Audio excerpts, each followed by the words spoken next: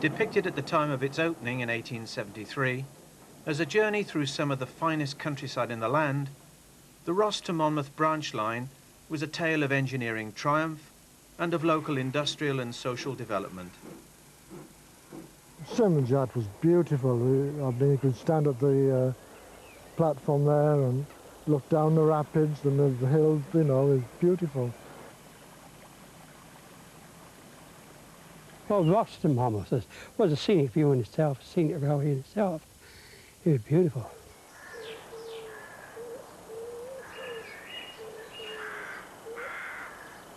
When you go onto Symonds Yacht Rock now and look down to see the river, you can see the track where the old track used to go along.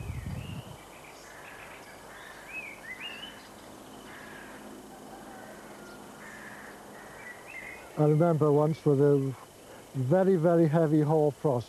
Everything was covered in, what, a good inch of hoarfrost. And just as we ran in dinner time, the sun came over the hill, and everything was glittering. It was the most beautiful sight you'd ever seen.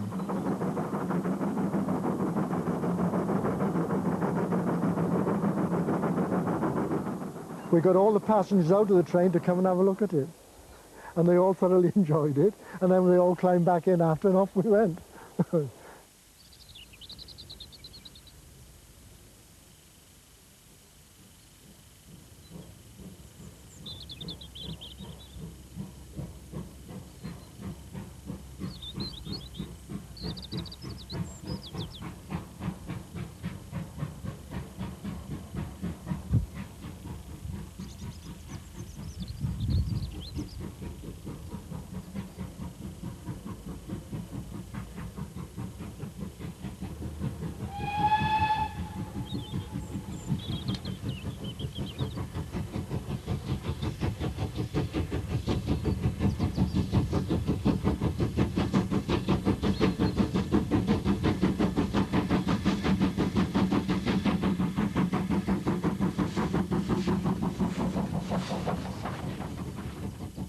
The Ross to Monmouth line was originally conceived to drive metals and coal from the Forest of Dean.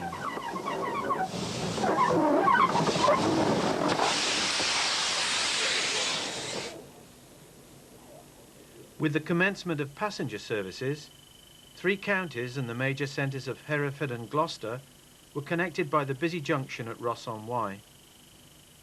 Passengers could change here for Monmouth, or venture on further to Chepstow for the races, or a day trip at a South Wales seaside town. The glorious River Wye, with its magnificent horseshoe bends and glistening rapids, rarely left the side of the scenic 12.5-mile line between Ross and Monmouth Mayhill Station.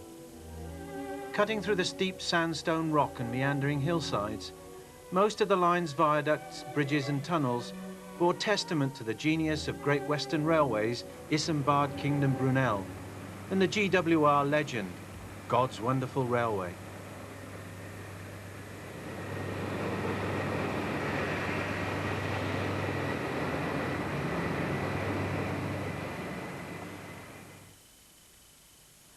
Our base is Ross-on-Wye, and the train is in the care of one of the immortal 042 tanks, made even more famous in that lovely film, The Titfield Thunderbolt. The essence of the auto train was that the engine pulled its train in one direction and pushed it in the other. If the engine was pushing, then the view from the front could be quite memorable. So why don't we sit back and enjoy the view?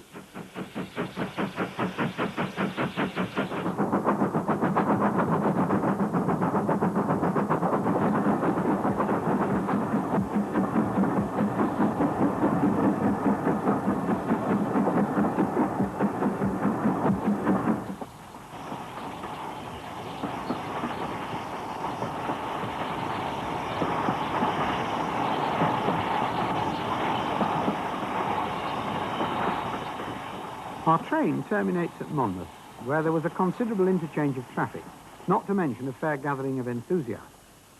After all, it was 1958 and branch line closures were already rife, and this was the last day of normal service on this line.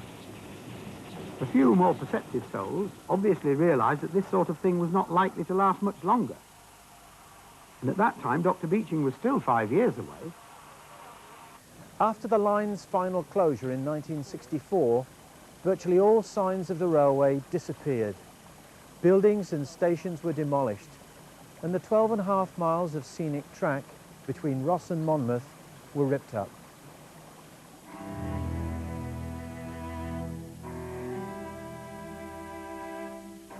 While researching for an exhibition of paintings on the days of steam in the Wye Valley, I discovered that the passion for the railway is still very much alive.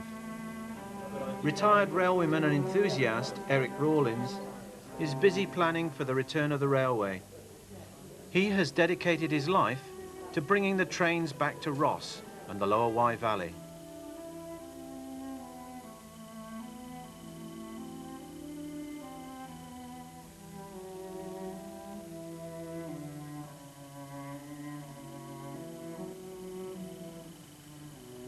From the air, the tree-clad embankment stretching away into the distance towards Hereford is still clearly visible.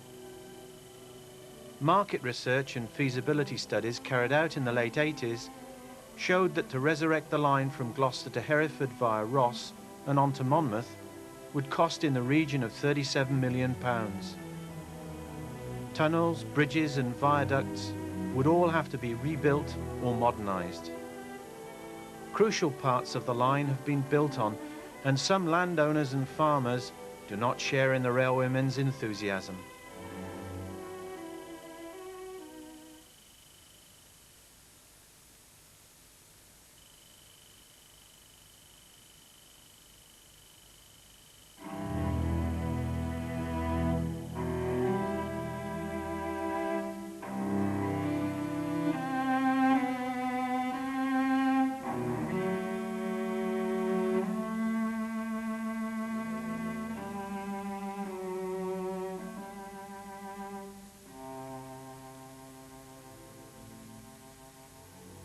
Ross Station was once a sprawling network of sidings and platforms. Passenger services came in from Hereford and Gloucester, as well as tourist and goods trains from all over the Midlands and South Wales. It's hard to imagine that this industrial estate was once the centre of a thriving railway hub. It was even visited early in the war by the Royal Train carrying King George VI. The goods shed behind me and the Ross engine shed are the only buildings that are left of the old Ross station.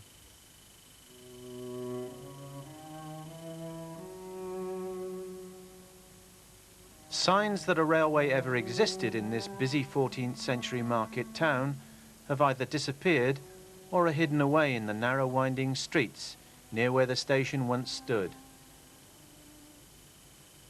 A visitor to Ross today will find it much easier to learn of the town's most famous 17th century son, John Curle. Curle, a wealthy man, helped the poor and needy, providing Ross with public buildings, gardens and running water. John Curle died in 1724, but his memory lives on in the town as the Man of Ross.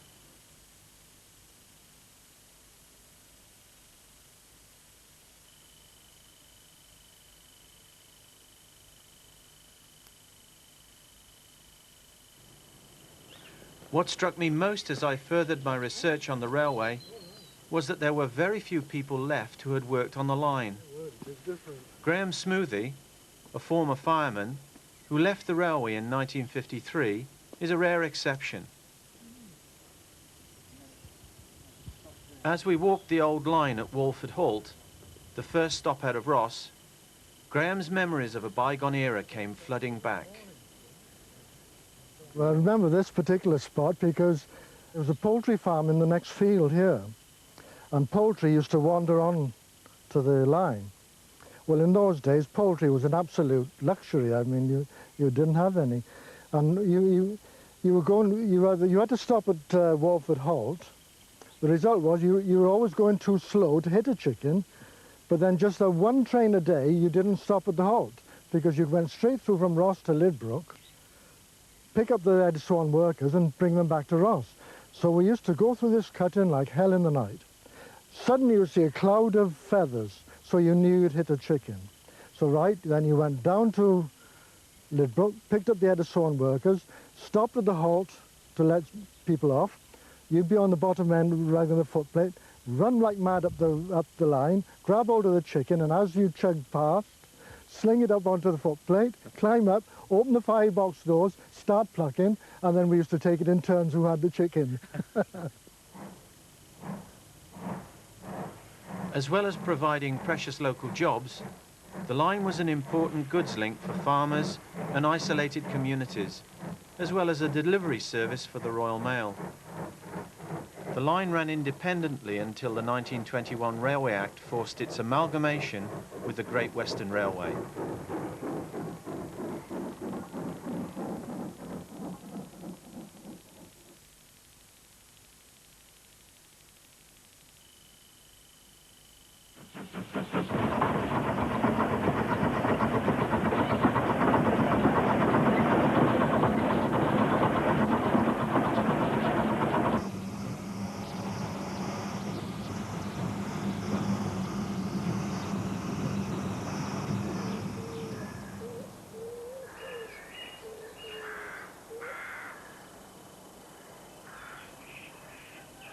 The station building at Kern Bridge has been taken over by the Prince's Trust as an activity centre.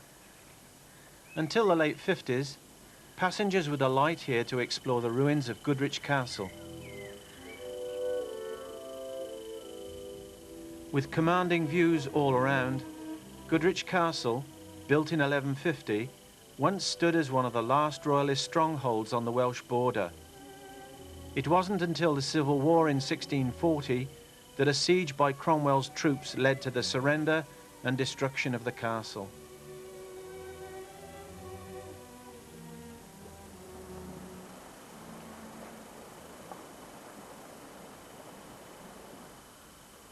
Opposite Goodrich Castle, here at Kern Lodge, lived one of the Wye Valley's most celebrated characters. His name was Robert Pashley, and because of his legendary angling prowess, he was widely known on the river as the Wizard of the Wye. In recognition of his angling skills, the railway company granted him private access across their line to his moorings down on the riverbank. Oh, he had permission because nobody was allowed on the railway line, even the employees. And there was 2 gates put for him to cross that line to where his punt was. And they had favourite holes. They had the Vanston, the dog hole, and he was a Wizard of the Wye.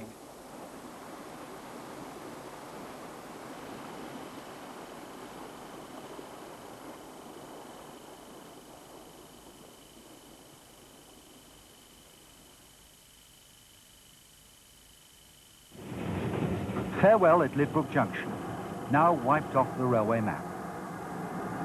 Lidbrook, on the edge of the Forest of Dean, has a long industrial tradition.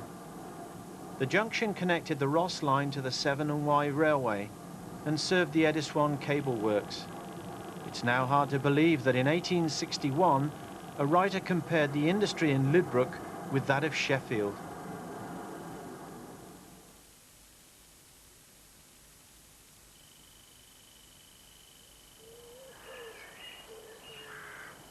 Served by a small 2-platform station and a loop line for passing trains, Symonds Yat was described by many on the railway as the jewel in the crown of the Ross to Monmouth line. Platform stonework and old station fencing is all that remains today of the station. If you came out through the tunnel with the auto trailer leading first on a sunny summer's day, it was beautiful. You came out of the darkness straight into the sun. You've got the 3 counties in front of you then, Herefordshire, Gloucestershire and Monmouthshire in the centre, and the sun shimmering off the river. Beautiful. Nothing to touch it. And I mean, this could be repeated many times along the line between Ross and Monmouth, and also Hereford and Ross and Gloucester.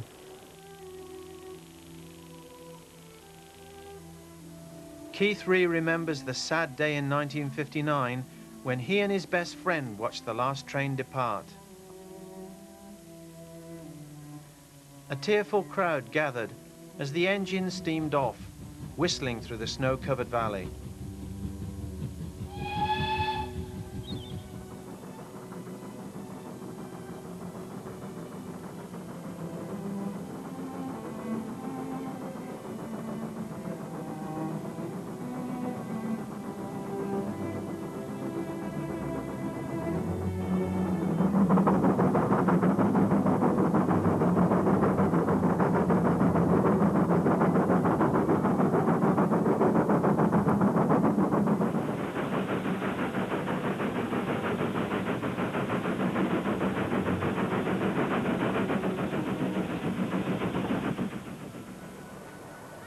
In its heyday, as well as transporting workers and goods, the line was enjoyed by tourists and Sunday school children on outings and picnics. In the summer months, visitors flocked to Symonds Yacht to enjoy the spectacular views and the 500-foot Yacht Rock.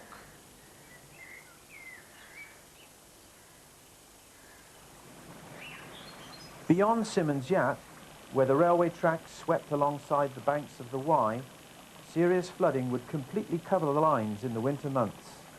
There were stretches when we couldn't see the rail.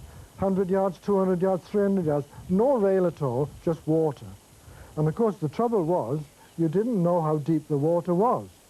So I was still on the bottom step of the footplate, watching and see how far the water left. So I said, okay, and we were barely moving like this because you didn't disturb the water. If it went into the ashpan, or, you know, would have been in a mess. So I said, come on, bit more, and we'd go for 100 yards, 200 yards like that. Then you'd have a bit of dry line, climb back up, further around the corner again, more water. And of course it was hairy really, because you didn't know how deep the water was. You couldn't see it. You just couldn't see any rail. Known as one of Britain's most beautiful and unspoilt rivers, the Wye begins its journey in remotest mid-Wales at Plynlimmon, close to the source of the River Severn. The River Wye wends its way through lush pastures and farmland, through steep wood-covered valleys and rural communities. After a long and eventful journey, the Wye meets the Severn once more at Chepstow. From as early as Roman times, the Wye was important to industry, but proved to be difficult to navigate due to shallow stretches, particularly in the summer months. As with the Ross to Monmouth Railway, in later years, plans to improve the river as an artery for trade came to nothing. Although only a minor branch line, the railway played an important part as a supply route in the war effort. As such, it became a target for enemy bombing.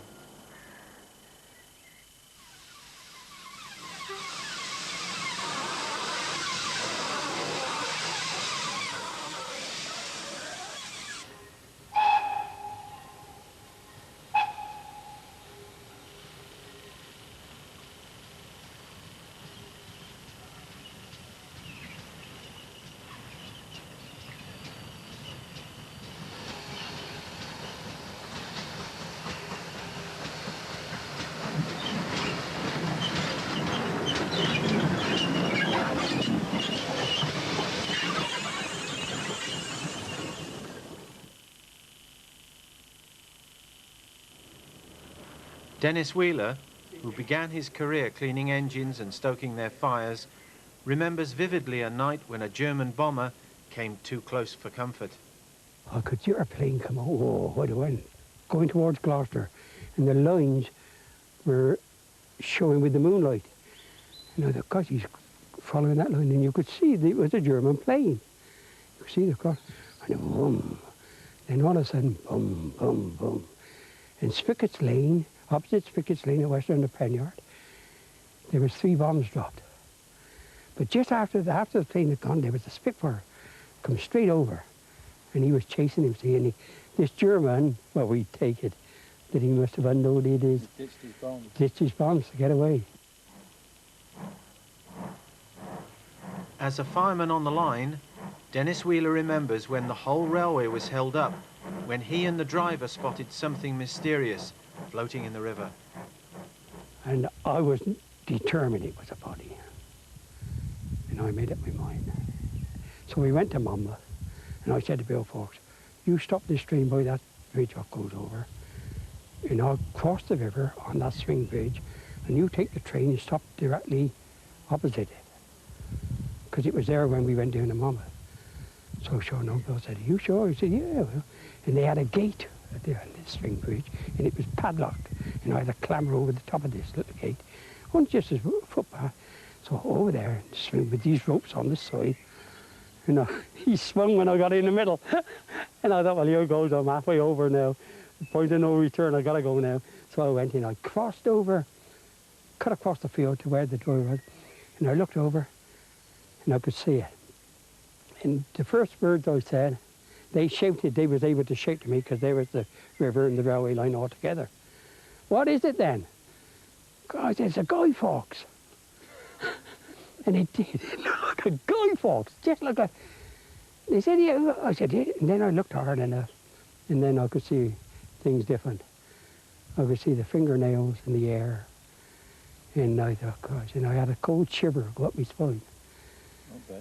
And I used to smoke then, and I lit a cigarette, and it's the honest truth. When I lit that cigarette, I could have went down and caught hold of him and pulled him out. But the bank was so steep, and Ross said, but pull him out, get over. And I thought, guys, I know he's been here for 3 days. And if I go down there and fall and keep him company inside there, you know, it'll be a fine hours of father life. So I went back, but this is the laugh. I back over the bridge and onto the footpath. Of course, unknown to me off again, we had the staff to the road. It was a single line. We had the key to the road. So back to the station, we got the Symonds yacht. And there was the passenger train, which had come down, was waiting at Symonds yacht to go on down. You kept it waiting. Kept it waiting. And I'll never forget the station master there. Come across. And he shouted to Bill, where the hell have you been? And Bill Fawkes, a young chap he was, and I thought, gosh, and he was shouting and shouting.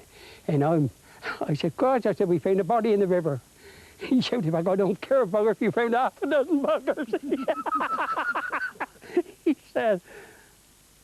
Being one of the few remaining railwaymen still alive who worked on the Ross-to-Monmouth line, Dennis Wheeler proved to be a colourful source of information about the railway workings. I haven't lost a touch. Have a look. You know the thing. And if you got the shovel, you had the shovel, see? And he put in. What's it like after all these years getting back on? Now, when I come back, I think I could fire one again, I'm very sure. I could go on and on. Yeah. Yeah, I'll be sure.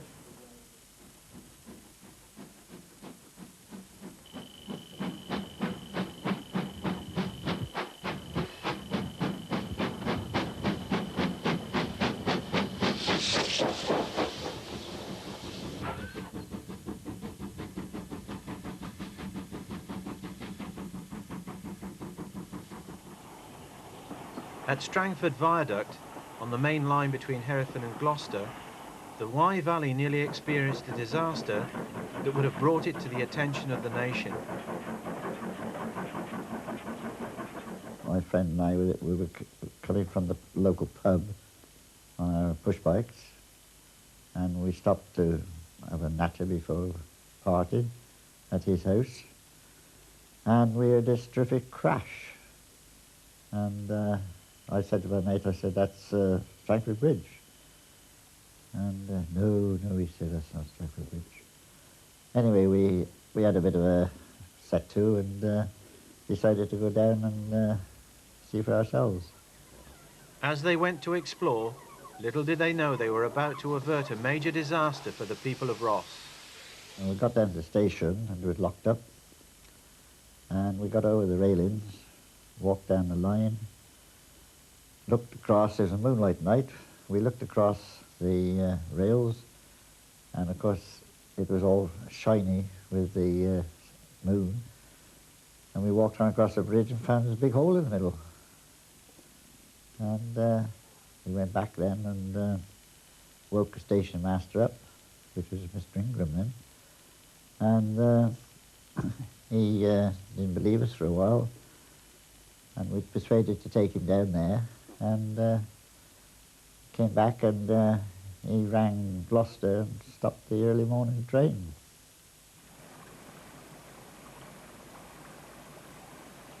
The winter floods of 1947 had brought much disruption to the railway, but Eddie Davis is convinced that this was not the cause of the bridge's collapse. The noise which we heard on the falling of the bridge, I always reckon that there was a German bomb under that particular pillar. which exploded that night. By alerting the railway to the bridge's collapse, Mr. Davis earned the praises of Great Western and, more importantly, the gratitude of fireman Graham Smoothie, who was due to be on the first train across the bridge the next morning. Whether it was Saturday night or Sunday night now, I can't remember. But I know we would have been first over there either the Monday morning after or whatever, taking Rotherhurst workers to the munition factory. And really, it would have been an absolute tragedy for Ross because, well, as I say, there had been a trainload of men, workers going from Ross. So it was really fortunate those two, whoever they were, decided to investigate because the bridge is miles from anywhere, and they thought it would possibly be the bridge and went to investigate. It's a damn good job they did. Well, we had a very nice letter from Great Western Railway thanking us for our efforts. Also, they'd sent us a £5 note each, which was a lot of money in those days, and also offered us a job if ever we wanted one on the railway.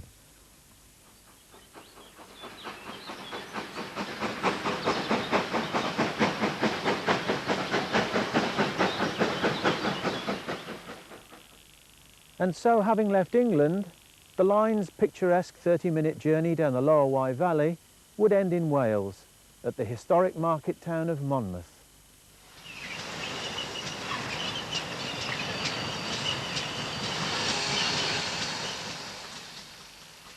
This small Welsh market town, colonised by the Romans, birthplace of Henry V and home to Charles Rolls of Rolls-Royce fame, had two independent railway stations, Mayhill and Troy.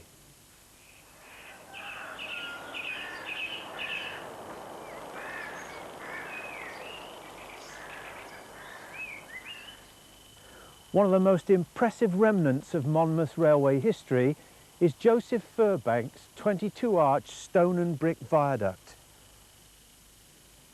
Furbank's imposing construction crucially linked the Wye Valley and the Forest of Dean with South Wales. The Red Iron Bridge brought the Ross-Monmouth-Mayhill line into Monmouth-Troy station. Beyond the confluence of the two lines, the site of the station is now just a swathe of grassy woodland.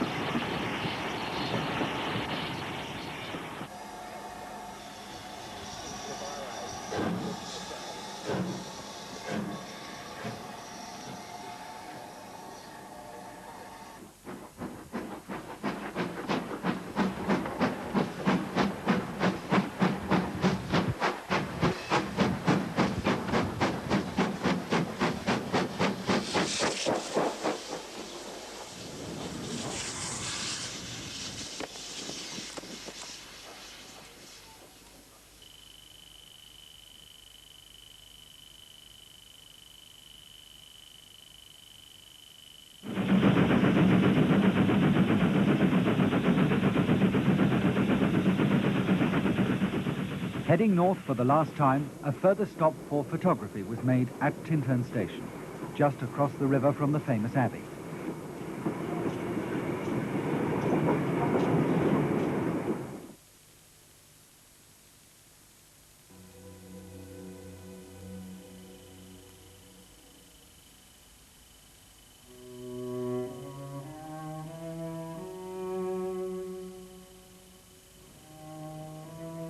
The line from Monmouth-Troy would meander on further down the Wye Valley through beauty spots like Tintern, with its dramatic views of the 14th century Abbey.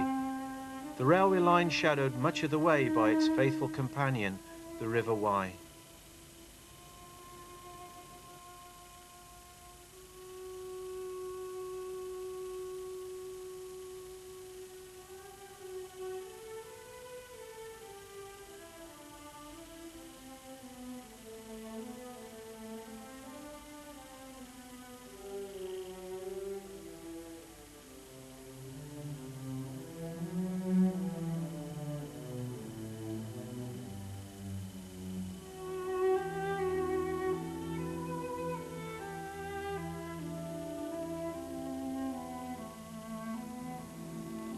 As for any future plans to resurrect the line, or a small part of it, men like Eric Rawlings will aim to keep the railway firmly in the public eye. The main benefit would be in tourism, which is vastly underrated and capable of great improvement, and of course commuting in order to reduce the load of road traffic between here and Hereford, here in Gloucester and so on, which is reaching the danger point now. Eric's model replica of the Ross station will remind future generations of the fondly remembered days when the railway linked the towns and villages of the Wye Valley. Perhaps with almost every project there is a gap, because it does involve people having imagination, but they have to remember that the whole thing was done from nothing originally, and to replace works that people like Brunel engineered and the finest contractors which he used to build them is a very comparatively simple job for today.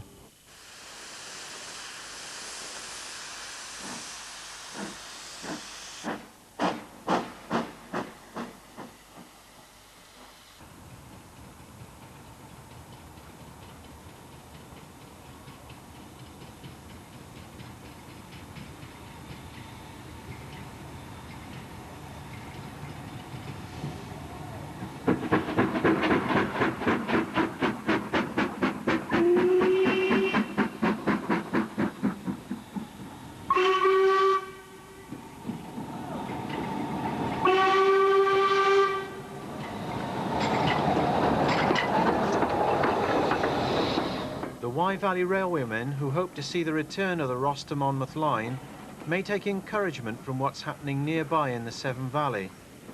Through the dedication and perseverance of many individuals, 16 miles of track through glorious countryside has been restored to create a fully working and much admired steam railway, with trains running throughout the year from Kidderminster to Bridgnorth.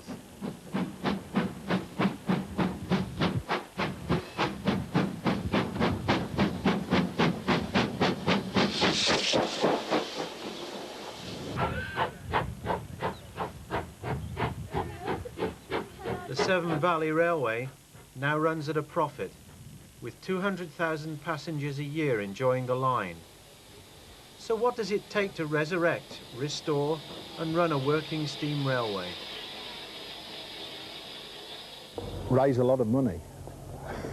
It is very expensive initially now. I mean, most of the railways that are running now, the heritage railways, are very lucky. It was a lot of money to raise them, but not these days. We're talking, you know, millions of pounds. Whereas, I mean, Severn Valley Railway was done for tens of thousands of pounds, and when we extended to here, it was hundreds of thousands of pounds. But in the 1990s and from then on, you're talking millions. And from there, and of course, after that, you've got to run the trains. It's not just putting the track down and rebuilding your stations. You then have to run the trains, and it is very, very expensive. So find plenty of money. Memories of the Ross to Monmouth line live on at Kidderminster, as its design is an exact replica of the old Ross station.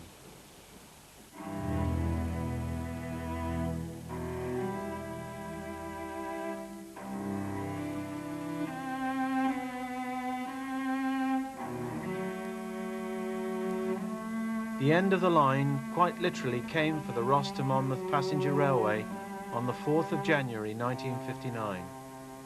To mark the end of passenger services to Monmouth, the SLS organised a special train over the two meandering branches concerned, from Monmouth to Ross-on-Wye and Monmouth to Chepstow.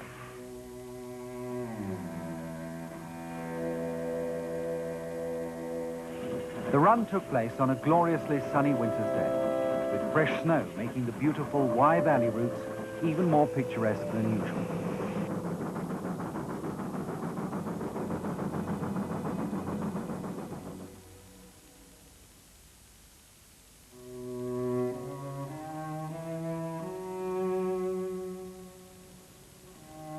To the strains of Auld Lang Syne, played by the Rosstown Band, the train steamed down through the snow-covered valley, whistling non-stop.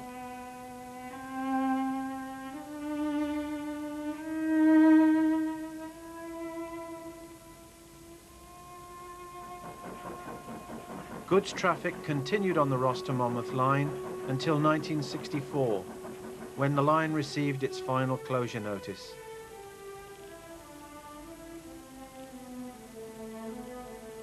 Unprofitable and obscure railway lines, however much loved by their communities and pleasing to the eye, could not survive. Lack of support, lack of passengers. I mean, many a time we went down on the last passenger train at night, down to Monmouth and back up, didn't pick up a soul, didn't take anybody down, didn't bring anybody back. Many a journey like that, yes. So, wasn't altogether surprised, really. Where today, with tourism, what have you, it would make a bomb.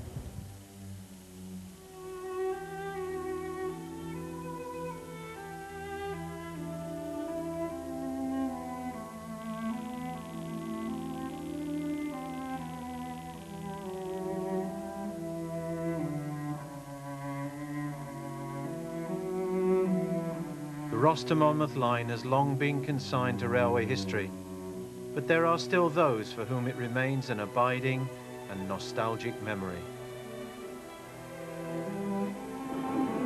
Drawing into Monmouth Troy for the last time, this train closed another chapter in Britain's railway history. Among enthusiasts, there was a growing awareness that British Railways really did mean business with their drive towards profitability, even if it was at the expense of many of our most cherished branch lines.